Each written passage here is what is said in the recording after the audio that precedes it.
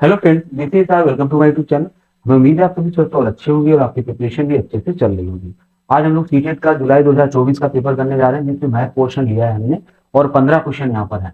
Factual question है। आप सभी जानते होंगे 15 पेडागोजी से रिलेटेड पूछे जाते हैं और 15 आपके अरिथमेटिकल कैलकुलेशन बेस होते हैं। इसमें पैटर्न लगभग क्वेश्चन का सेम रहता है अगर हम प्रीवियस ईयर्स की पेपर्स देखें, लेकिन थोड़ा सा अंतर पड़ता है इनके कैलकुलेशन लेवल पे और पूछने सवालों के स्टैंडर्ड में।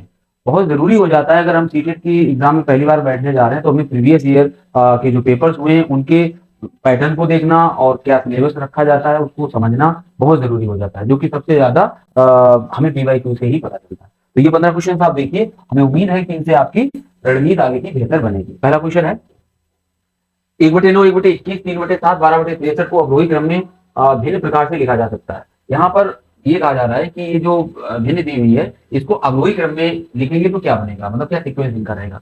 आप सभी जानते होंगे कि अगर भिन्नों का अंश समान हो तो भी तुलना आराम से की जा सकती है, और अगर भिन्न का हर समान हो तो भी तुलना करने में कोई समस्या नहीं होती है। दिक्कत तब आती है या फिर अंश और हर में जो डिफरेंस होता है वो एक जैसा हो सके तो आराम से हो जाता है, लेकिन दिक्कत तब आती है जब अंश और हर अलग अलग हो जाते हैं। ठीक है, यहाँ पर एक चीज बड़ी अच्छी है, वो ये है कि अगर हम 9, 21, 7, 63 इनके हर की बात करें तो हमें ये पता चलता है कि जो 63 है ये कहीं ना कहीं सबका क्या है, मल्टीपल है, गुणज है। तो क्यों ना हम सभी हर को 63 ही बना लें, 63 ही बना लें। तो उसके लिए हमें क्या करना रहेगा, 1/9 में तो ऊपर हम कितने का गुणा कर दें, 10 63, 7 का गुणा कर दें, और 21 में कितने का कर दें, 3 का, 21 में 3 का गुणा कर दें, और ये 3 है इसमें, और नीचे 7 है, 7 में 63, यहाँ 9 का गुणा कर दें, और ये तो ऑलरेडी 12/63 है। अब इसको आप जब लिखेंगे तभी क्या हो जाएगा, 7/63। दूसरी बिन क्या बनेगी, 3/63। तीसरी बनेगी 27/63, और अगली बनेगी जो कि पहले से ही थी 12/63।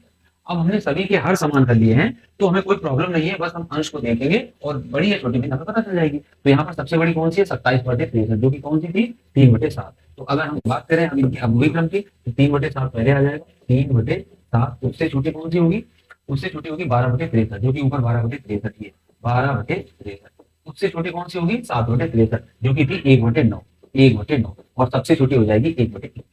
तो ये जहां कहीं भी हमें ऑप्शन में मिलेगा यही हमारा आंसर हो जाएगा, 3/7 और 3/7, 12/63, 1/9, यानी ऑप्शन नंबर बी सही हो जाएगा। तो इस तरह का कभी भी भिन्नों में कंपैरिजन करने को आए, असेंडिंग डिसेंडिंग ऑर्डर लगाने को आए तो आप आराम से इसको हर अंश को देख करके कर सकते हैं। ठीक है, नेक्स्ट क्वेश्चन देखते हैं। अगला क्वेश्चन हमारा क्या है, कह रहा है ये क्वेश्चन इनका जो सिमेट्री वाला होता है ये अक्सर ये लोग पूछते हैं। क्या है, निम्नलिखित में से किस अक्षर की कोई सममित रेखा नहीं है, नो सिमेट्री लाइन का कौन सा लेटर होता है। तो आप देख लीजिए, सिमेट्री इसमें ऑलरेडी बनी हुई है।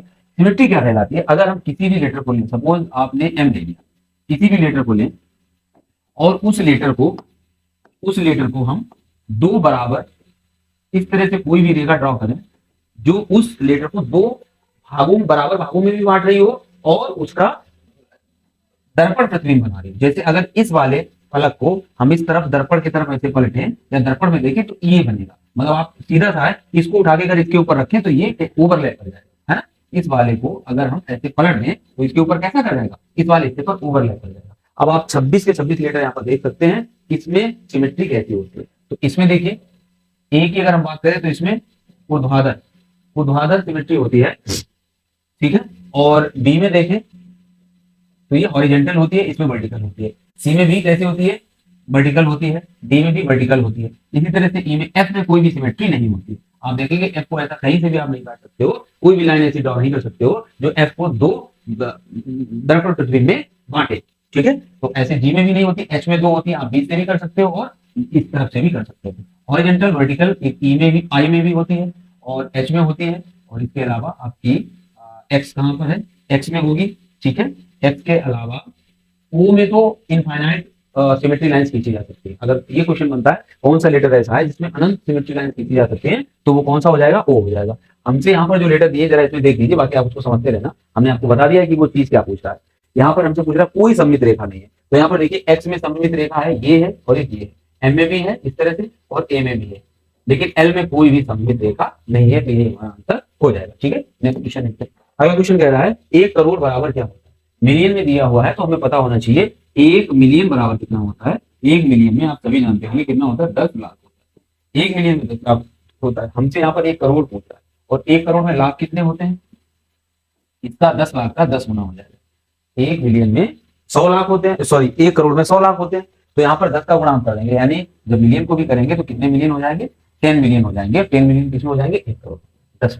ठीक है, नेक्स्ट देखिए अगला क्वेश्चन क्या है, यदि x और y x अनुपात y p अनुपात q हो तो निम्न में से कौन सा सत्य है। ठीक है, यहाँ पर कुछ ऑप्शंस दिए गए हैं, ये 4 ऑप्शंस हैं, हमें देखना है कौन सा सही है। अगर x रेशियो y बराबर दे रहे हैं p रेशियो q, हम इसको कह सकते हैं, हम इसको अगर आपको मान के दिखाएं, सपोज करो हम कुछ मान लेते हैं, x की वैल्यू 1 और y की वैल्यू 2 मानते हैं, बराबर t की जगह कुछ और मानो 2:4। अगर हम इनका अनुपात देखेंगे तो ये बराबर है 1:2, ये भी 1:2 ही है, बस वैल्यू हमने अलग अलग ले ली। अब हम इस ऑप्शन में रख देंगे जहां पर ये सेटिस्फाई करता है, वो ऑप्शन हमारे सही हो जाएंगे। तो यहाँ एक्स वाई में यहाँ पर देखिए x प्लस वाई अनुपात y बराबर p प्लस q अनुपात p, तो जरा मान रख के देखिए, x का मान कितना था 1, y का मान प्लस y का मान कितना था 2, अनुपात y का मान कितना है 2, बराबर होना चाहिए p का कितना था 2 और प्लस q का कितना है 4, और अनुपात किसके बराबर होना चाहिए q यानी 4। अब जरा देख लो 2 1 3, 2 1 इसका मान आ रहा है 3 अनुपात 2 है ना, बराबर 4 2 6, 6 अनुपात 4, तो 3 अनुपात 2 बराबर 6 अनुपात 4, और ये सही है, ये दोनों का अनुपात बराबर है, क्योंकि इसको आप जब सरल करेंगे तो कितना हो जाएगा 2 3 6, 2 दूना 4, तो 3 अनुपात 2 ही हो जाएगा जो कि बराबर है, यानी ये कंडीशन सही है। इस तरह से आप सभी में रखकर देखेंगे तो आपको जो आंसर मिलेगा वो मिलेगा ए बी सी तीनों फॉलो करते हैं, ए भी फॉलो करेगा, बी भी फॉलो करेगा और सी भी फॉलो करेगा। क्वेश्चन है, गणित कक्षा में शिक्षक भिन्न भिन्न कोणों की अवधारणा को समझाता है, उसे अनुभूति होती है कि कैंची को समझाने के लिए सर्वोत्तम उदाहरण है। अगर उसे कैंची को समझाना हो तो सबसे अच्छा उदाहरण क्या है, कैंची कुछ इस तरह से होती है। ठीक है, तो कैंची को समझाने के लिए सबसे अच्छा उदाहरण क्या है, शीर्षाभिमुख कोण। आप सभी जानते हैं जो दो समांतर रेखाएं जब आपस में काटती हैं तो उनके आमने सामने के कोणों को ही क्या कहते हैं, शीर्षाभिमुख कोण कहते हैं। दूसरा है, और इसमें देखिए जो कैंची को ही आप देखेंगे तो ये कोण आपस में क्या कहलाएंगे, शीर्षाभिमुख कोण, इस तरह से ये हो जाए। ठीक है, अगला है कोणों का रैखिक युगल। कोणों का रैखिक युगल होता है इस तरह से, अगर एक ये कोण है तो ये दोनों आपस में कैसे कहलाएंगे, रैखिक युगल कहलाएंगे, जो कि यहाँ पर आपको दिख रहे हैं, ये कोण और दूसरा ये कोण, तो ये भी सही हो जाएगा, ए बी और बी भी। ठीक है, क्वेश्चन क्या है, किसी सप्ताह में दंत चिकित्सालय में मरीजों की संख्या इस प्रकार थी, इस तालिका के आधार पर गलत कदम को चुनिए। क्या है, आंकड़ों का परिसर 27। देखिए परिसर क्या होता है, इसे आप इंग्लिश में रेंज कहते हैं।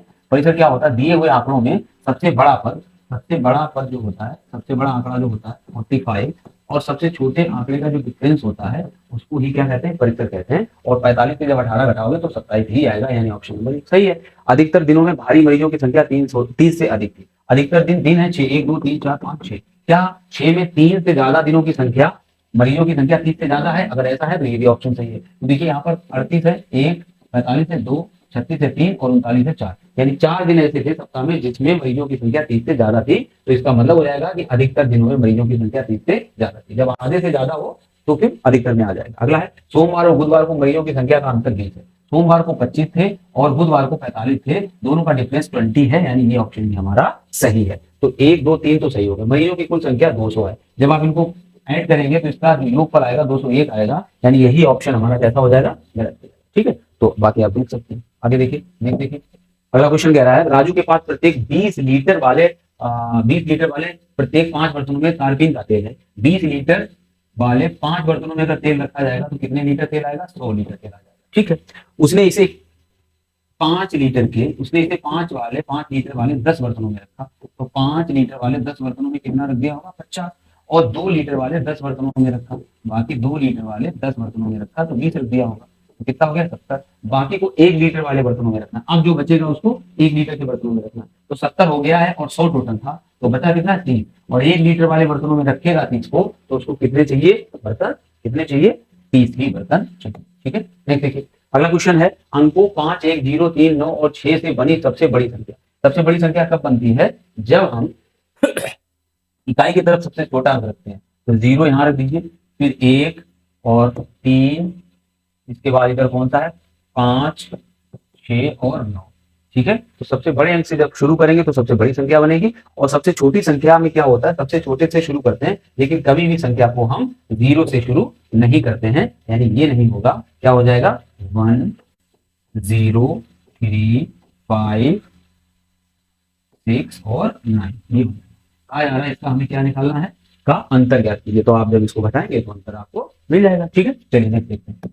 अगला क्वेश्चन कह रहा है कि बहुत बार ये सीटेट पूछ चुका है सवाल को, 12,1300 तो जैसा वो बोलता जाए वैसा लिखते जाइए। 12,1300 और क्या है 2 10, इसको ध्यान से देखना, 2 और 10। 2 10 का मतलब क्या है, 10 की नोट 2 बार, 2 10 का मतलब 20 ही तो हो जाए, ठीक है। तो यहाँ पर क्या आ जाएगा 0 2 3 3 1, 13,320, 13,320। देखिए सरल क्वेश्चन था ये। अगला देखिए, दिया गया है इसमें हमें भाग लगाना है 5,555 से और घटाना है 222 को। तो जब आप इसमें 5,555 से भाग लगाएंगे तो आपका भागफल जो आएगा वो 222 ही आएगा। फिर आप 222 घटा देंगे तो आपका जो उत्तर आएगा वो 0 आएगा। केवल कैलकुलेशन के लिए ये है, इसमें कुछ ऐसा खास नहीं जो आपको बताया जाए। एक अंडे का द्रव्यमान लगभग 65 ग्राम है, 65 ग्राम है एक अंडे का द्रव्यमान। 2 दर्जन अंडे, तो कितने अंडे चाहिए, 2 दर्जन अंडे, सॉरी 24। 2 दर्जन का मतलब क्या है, 24 अंडे। 2 दर्जन अंडे यानी 24 अंडों का द्रव्यमान कितना होगा, ठीक है। तो 65 ग्राम है एक अंडा, तो 10 अंडे कितने हो जाएंगे, 650 ग्राम। तो 20 अंडे कितने हो जाएंगे, 1300 ग्राम। 1300 ग्राम के हो जाएंगे कितने, 20 अंडे। अब बचा कितना है, 4 अंडे और बचे हैं। तो 5 अंडे कितने हो जाएंगे, 650 का अगर था 10 अंडा, तो 5 अंडे कितने हो जाएंगे, 325 के। और 5 नहीं 4 चाहिए, तो इसमें 65 और घटा दीजिए। 65 घटाओगे 25 ये जाएगा और 40 और चला जाएगा, 40 और जाएगा यानी 260। 260 इसमें और जोड़ दीजिए, सही है ना, 260। 0 6 3 2 5 1, 1560 का आंसर है। यानी 1 kg 1.56 kg, ये आंसर हो जाएगा 1.56 kg। अगर ये ऑप्शन 1 kg 56 ग्राम ये गलत हो जाएगा, 56 ग्राम ये नहीं है, ये 1 किलो 560 ग्राम, ठीक है। तो ये ऑप्शन हो जाएगा। देखते हैं क्वेश्चन, इसीलिए तो कहते हैं कैलकुलेशन बहुत हल्का हल्का होता है लेकिन गलती करने की संभावना हो जाती है इसमें। सौम्या ने 13/1/1992 को नौकरी ज्वाइन की, आरंभ किया और 31/3/2023 को उसका क्या हो गया, रिटायरमेंट हो गया होगा। ले ली, उसकी नौकरी की अवधि कितनी थी, तो इसको आप हटा दीजिए। 13/01/1992। जब आप इसको हटाएंगे तो देखिए क्या आता है, 92 1 और 12 से 9 3, यहाँ कितना आएगा, यहाँ 2, यहाँ कितना आएगा 13 8, ठीक है। तो 31 साल 2 महीने 18 दिन काम किया, लेकिन क्योंकि दोनों दिन हमने घटाया है तो दोनों दिन एक 13 को चालू किया तो 31 तक उसने नौकरी की, इसलिए एक दिन इसमें और जुड़ जाएगा। तो आंसर हो जाएगा 31 साल 2 महीना 19 दिन। 31 साल 2 माह 19 दिन आंसर हो जाएगा। 18 दिन आप लगाओगे तो गलत हो जाएगा। देखिए, एक त्रिभुज के 2 कोण 50 डिग्री और 30 डिग्री है। त्रिभुज के तीनों कोण अंतःकोण का योगफल कितना होता है, 180, और 50 के 80 पहले हो चुका है तो तीसरा कोण कितने डिग्री का रहेगा, 100 डिग्री का रहेगा। देखिए क्वेश्चन, अगला क्वेश्चन है, यदि 7 × 2 इंटू नहीं है 7, यहाँ कोई भी एक यहाँ पर अंक रहेगा और गुणे 123 बराबर ये है, तो स्टार का मतलब आपको बताना है। तो पहले इससे भाग ही लगा दे।